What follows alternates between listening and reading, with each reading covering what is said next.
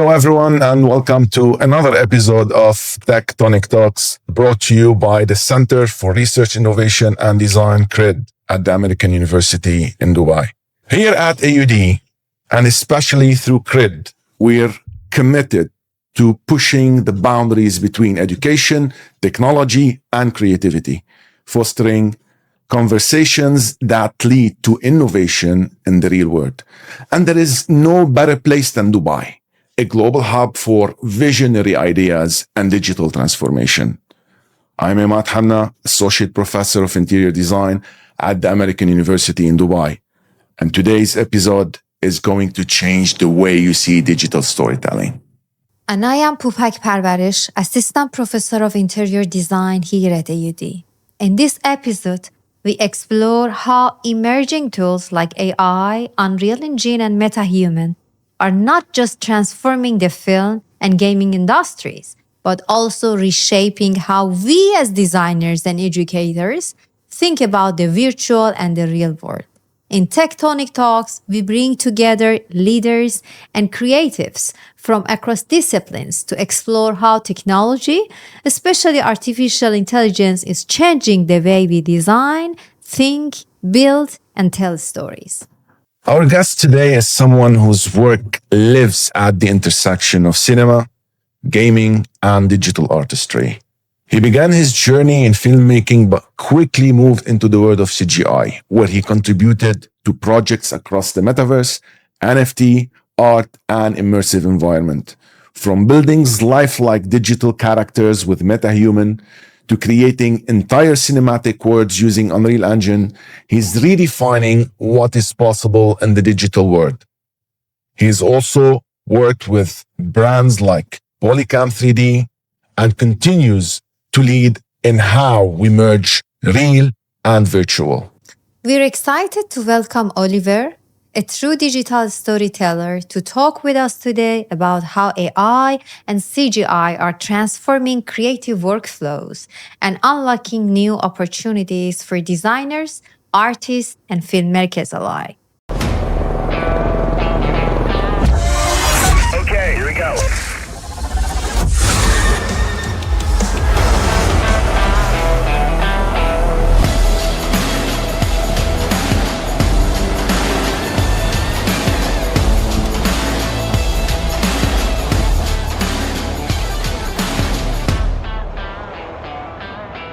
Oliver, thank you for being with us today. It's a great pleasure to have you with us. Can you please tell us a bit more about your background, how you moved from filmmaking into CGI, and share some of the most exciting projects that personally is dear to you? Of course. So I started as a cinematic artist. I studied filmmaking and cinematography in Los Angeles. And I started working on music videos and TVC television commercials in Los Angeles and in Dubai. And then I started implementing more and more CGI into the filmmaking, into the TV commercials that I do.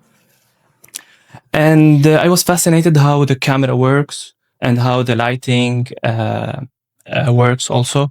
So since I have this background in filmmaking, I started also implementing this background into the CGI work that I do. So the CGI outcome, the 3D animations that I do now are looking more and more cinematic and high-end and high quality.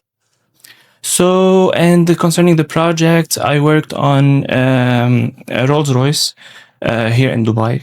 Also Infiniti Middle East and Etihad Airways in Abu Dhabi. They reached out actually to do for them like commercial CGI viral videos for Instagram. So, and they are entirely made on CGI, entirely made in 3D and renders and everything. Interesting, because we're talking about big names. So right here, I believe you had a very good impact on the market and the things that you achieved to attract these type of companies to work with you. Right. So for that, and you know that AI is becoming a hot topic and it influenced artists in a way or another. And I want to see how people like you, artists like you, have managed to change the way they approach design or they approach CGI in general when they introduced AI in their workflow. And maybe also you can walk us through some of the work that you've done and show us some examples of how AI impacted your work. Right. So actually, AI is helping us a lot in our work in CGI and 3D animation and visual effects. Also, it's helping us speed up our workflow in terms of like enhancing textures. If you want to enhance a texture that you cannot find, for example, somewhere, you need a texture to tile it on a floor or to render it out. You have to go to AI, and you can enhance it with Photoshop AI or Topaz AI. It's a software called Topaz, where you can enhance a low quality texture into a very high quality texture, and you can then import it into Photoshop and make it even larger. And all of these techniques and AI are like speeding up our workflow, so we can focus more on the creative work and the creative part of the commercial, or maybe the project that we're working on, if it's architectural, if it's gaming design, or whatever. It's helping us a lot to speed up our workflow and making even higher quality results at the end. I see. I mean, that's interesting, using all of these software. There are so many in the market. You mentioned Topaz is one of the best, I believe, that we are using also at the CRID and at AUD. But from a creative perspective, because we focused more on the technical aspect of how things has been changing with the use of AI, do you see also the creative approach to design has been influenced somehow with the integration of artificial intelligence, besides just searching for some elements like, let's say, material, or introducing like small details in the workflow, like the big picture, what Oliver is doing and what AI brought to the table in terms of creativity and enhancing the overall design? Yeah, so it's really helping us speed up our workflow. This is for sure. We can, for example, now 3D model an object like really quickly with like writing a prompt and directly creating this 3D model and import it and put it in the project. Like this is how it's helping us. Also enhancing textures in 3ds Max, in the V-Ray, also in visual effects, and After Effects, the software that we use for visual effects and TV shows and TV series. We used to do like the rotoscoping. It's more about masking a person from its background. It used to take like a lot. It used to take like 2-3 hours to do this, like one like 2-3 second shot. Now with AI, it's taking like 5 minutes, because with AI it knows where the hair and where the body is, and it can directly like select the subject. And and then you can focus more on the creative part. Yes. In that case. Excellent. So right now, following the conversation, we know that the Unreal Engine and MetaHumans are changing the way films and virtual characters are created. For those who don't know about these terms and tools, would you please explain briefly what they are and how they change recently? Yes.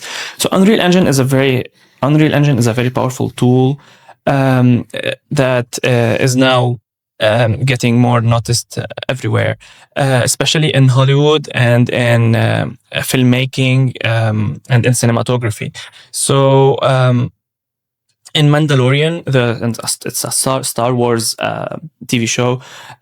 They used the Unreal Engine to create the background of the characters. So we used to film the characters on green screen, chroma key, green screen. We go to the studio, we film them on green screen, but we cannot see the background. Now they are going to a LED panel studio. There's a LED behind them, and we can put the character, and we can directly put the Unreal Engine software behind the characters, and this software is gonna lit the characters realistically and on spot directly. So you can directly even change the background directly in one button. You can, if the director doesn't need this this big rock behind the character, he can just move it and put, for example, something else.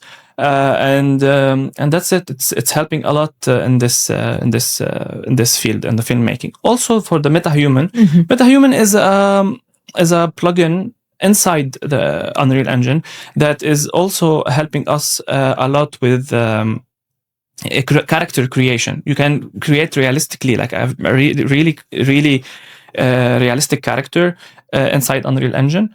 I used this technique in the Moon Earth trailer that I did for NFT. It's a crypto project. We can show it like later on. It's instead of casting and do the cast with the characters, with the real characters, we can directly create. We can directly create the character, the hair, the face, and everything, and it looks so good. It looks so real. You can light it up, and it can like move and act the way you want in this shot or in the scene, and you can render out at the end and put it in the video or in the architectural visualization that you're doing, or in the game or whatever. Particularly because of these meta-humans, do you think this growing concern over AI is taking over jobs or some jobs? How much is close to reality in terms of the technique that you're using? Okay, so I think AI.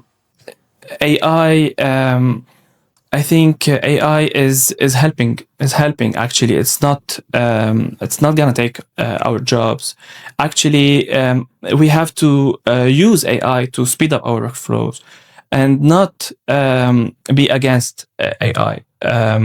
NVIDIA CEO said once. I'm gonna read what NVIDIA CEO Jensen Huang said. Embracing AI is the way forward. So you have to accept the AI and use it to speed up your workflow. If you don't use it, you're not gonna be up to the standards and be able to compete with other people that are using AI. So yes, this is how is it. Like before, to content creating, there were different people doing different parts. Okay, yeah. Like one was responsible to create the content, the other one was responsible for the team was responsible for the technicality to bring it to life. With AI right now, many in between middle phases are eliminated. So my question is that, do you think the new generation of artists, they need to be multitasking in terms of knowing content creation and technicality? Yes, I think so, because AI is helping in many fields and at the same time. So yes, I think you have to embrace and to accept it, to use it a lot, to be able to be up to the standards and to deliver even higher quality results way than before. So yeah, I think we have to use AI in our work to speed up our workflow and everything. Yeah. So the distance between the beginner and the pro is the amount of the time they dedicated and the commitment to learn different softwares to be able to work with them. Yes, you have to actually to learn like more software, and AI is gonna help you. Even AI, you can ask AI if you can troubleshoot a software. I use it a lot to, for example, in Unreal Engine, I got a problem. I cannot correct it, or maybe a lighting problem or a coding problem. I just ask ChatGPT, for example. I had this issue. Can you just help me out? It will walk me through directly how I can fix this issue, and it helps me a lot. So yeah, actually, it helps a lot with a lot of software, and can help us with multitasking and doing more stuff. Like one individual can do more work than before. Before.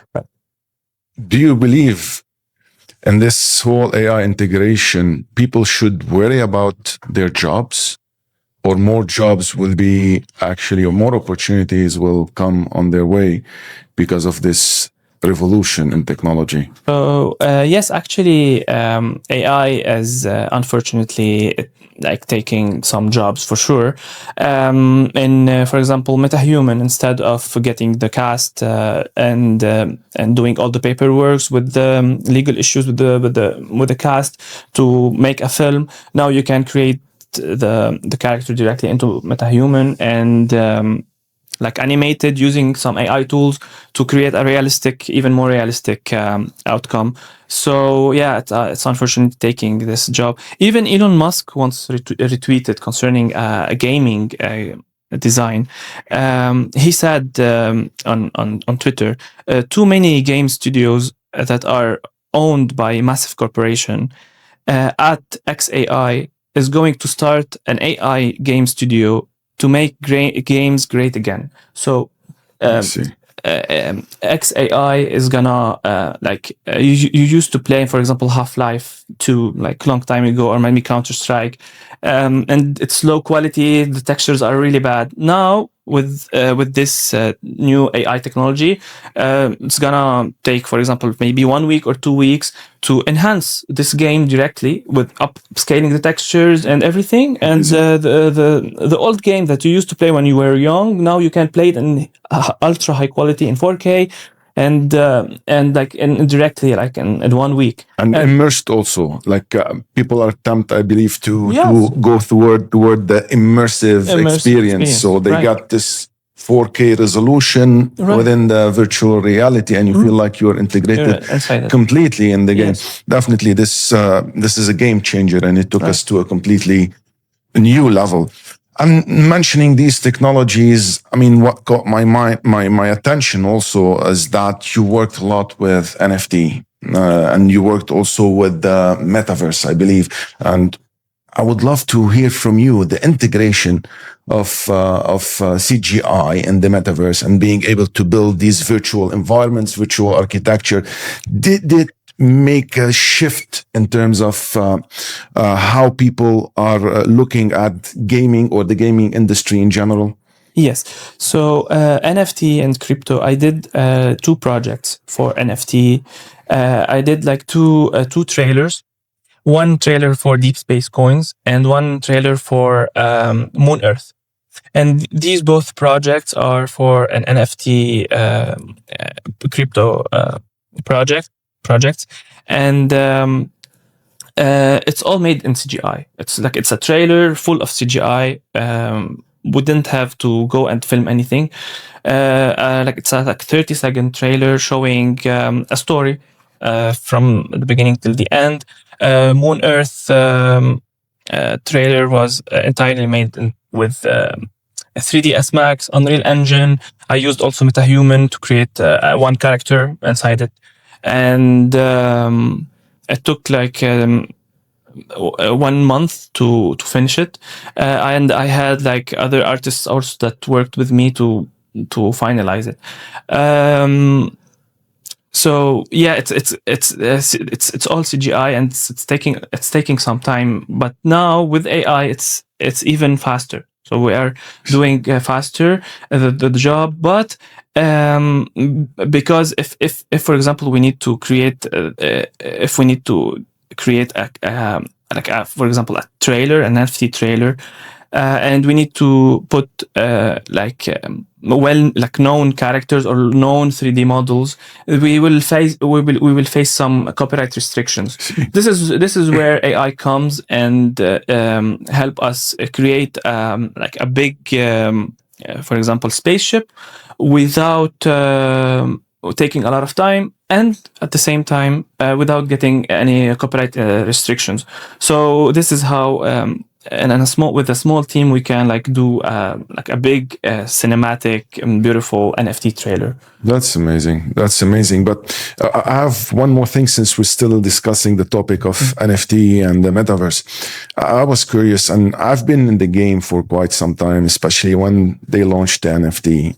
There was a huge hype on it. Right. People were trying some of them to invest, some of them they wanted just to explore, understand what the NFT is about. And definitely most of this was driven by the fact that they could make some money out of this process.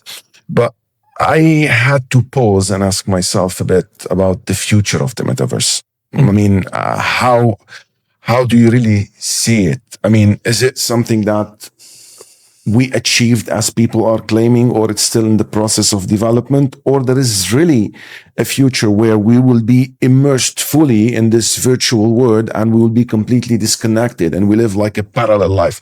Do you believe in this, or what is your thought on the metaverse in general? Okay, so I think metaverse had its own hype 1 year or 2 years ago, but now it's less. I think now it's more about meme coins. So meme coins is more now trendy. So I think yes. I think maybe in architectural visualization and for example Sandbox website where you can there's Sandbox website where you can. If you want, we can explain a bit to our audience what is Sandbox, so they get to know. Sandbox is a website where you can go into the metaverse and buy a land from Snoop Dogg, for example. Snoop Dogg has a big land where it has bits and pieces you can buy from him, or maybe buy from Pepsi, or maybe buy from Coca-Cola or Nike or whatever a brand that has a land you can buy from them. It's a virtual land. It's a virtual. It's like you're buying pixels. Yes, exactly. Virtual real estate, and then you can sell it for more money, profit, for profit, or you can keep it for later on to invest, like long-term investment. And it's still going. Actually, a lot of people are still buying them, but it's less than before. Now the meme coins are is the new trend. Is the new trend now, right now. Yes. So, Oliver, you created a commercial for Polycam 3D, a mobile app that let anyone scan real-world objects into 3D. So that sounds futuristic. And I want to know, how do you see 3D scanning evolving, and what impact will it have on creators and industries? Okay, so actually, I did commercial for Polycam 3D. It's actually an application that you can download it on your iPhone or on your Android, where you can directly scan a complex object that you have and turn it like in seconds into a 3D model. For example, if you are an architect or a 3D designer that you have an important object that you want to put it in the scene, instead of manually 3D modeling this object, you can directly scan it with your phone with this app, the Polycam 3D, and then the pictures are gonna be turned into a 3D model, and you can put it directly into your scene in like 10 minutes. Directly, and it's so fast, and it's super helpful especially for architectural and gaming design also. It's so good.